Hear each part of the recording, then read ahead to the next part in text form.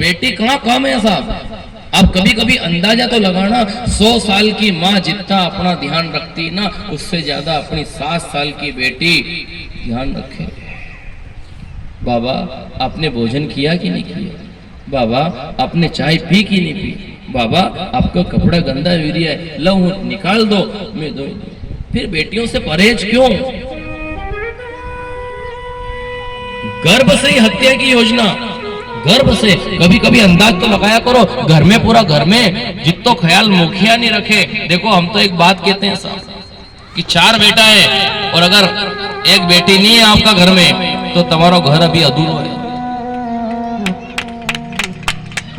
एक बेटी की कमी अगर आपके घर में है तो तुम्हारा घर अधूरा है। आपका घर उस दिन हरा भरा होगा जिस दिन बेटे की जगह तुम्हारे घर में बहू आ जाएगी।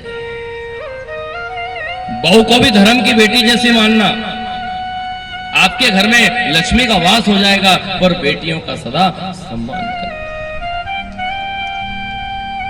दुनिया में देखना 7 साल की बेटी को कितना संस्कार होता है। और बेटियों से भी हमारी निवेदन है कि ऐसा कोई कदम मत उठाना जीवन में कि अपने माँ बाप को भरी सभा में नीचा देखना।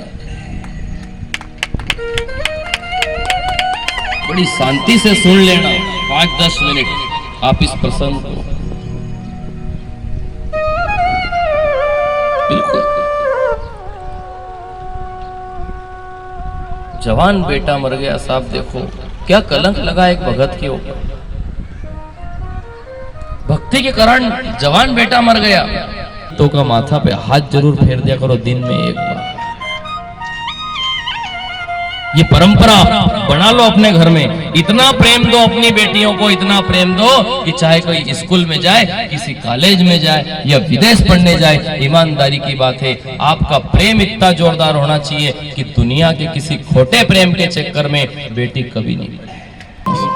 पर माँ बाप के तो नफरत है, इनके तो बेटा चाहिए, इनके बेटे से कहीं लेनो देनो।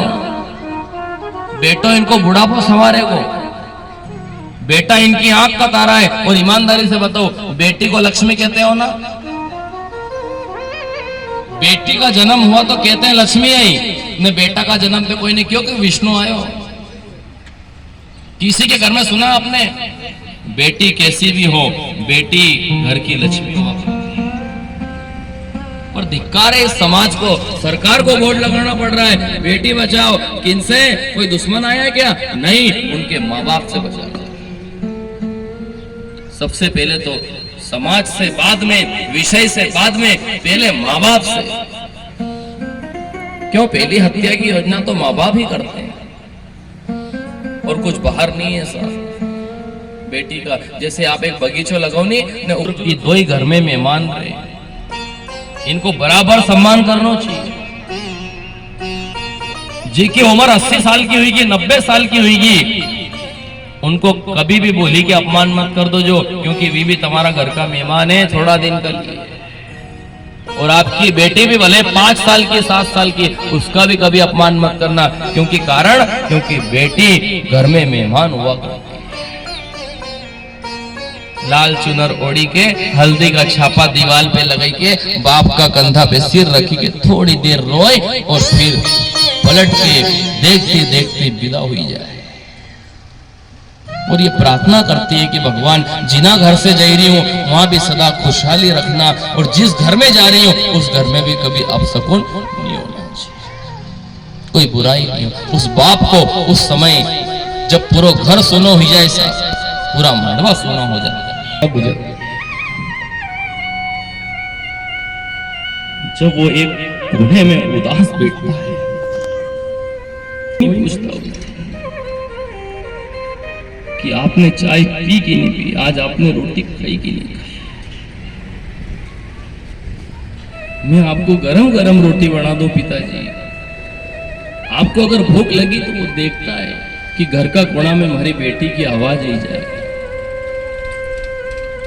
बेटी बाबुल के आंगन की एक चिड़िया होती है, एक चिड़िया होती है, माँ बाप के हर सुख दुख में वो हंसती रोती है, वो हंसती रोती है।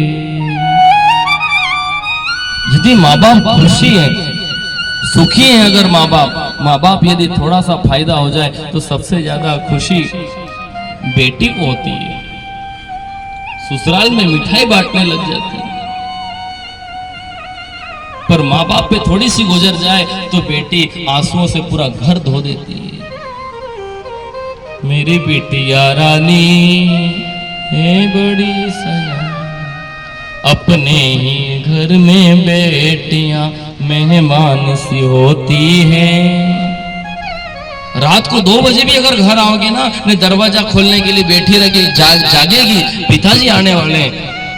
बेटा इंतजार नहीं कर सकता, किसी बेटे की बुराई नहीं कर रहे हैं। भगवान आपका बेटा श्रवण कुमार दे, पर गिनती का ऐसा बेटा मिले। पर वो बेटी, हर बेटी ऐसी होती है जो अपने माँ बाप के लिए रात की 2-2 बजे तक जागा करती है। मेरे बाबा आएंगे, रोटी खिलाऊंगा, गरम गरम खिलाऊंगा। दिन में अपनी बेटी का माथा पे एक बार हाथ फेर देना। जिस दिन बेटी विदा होगी ना, उस दिन बेटी की कीमत घर में मालूम पड़ेगी। गजब का रिश्ता है बाप और बेटी। दुनिया में जब बेटी विदा होती है ना, तो रोना सबको आता है, पर सबसे ज्यादा रोना पिता को आता है। सबसे ज्यादा मुश्किल बेटी के बाद उनकी है। और जब बाप इस दुनिया से विदा होता तो पूरी दुनिया के लोग रोते, पर सबसे ज्यादा आंसू बेटी को आते हैं। उसको मालूम है कि अब मेरे को यहाँ आने में कितनी आफत पड़ेगी।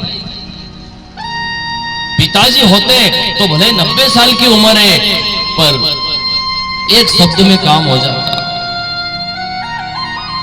माँ बाप से मायका होता है, माँ बाप के बिना मायका नहीं होता है। इन बहनों को अच्छी तरह अनुभव है कि माँ बाप नहीं है, काका बाबा है, भाई है, परिवार का सब लोग है, और अगर माँ बाप नहीं है तो अब वहां जाने में सोचना पड़ा कि अब नहीं जाऊं कि कहां जाऊंगा।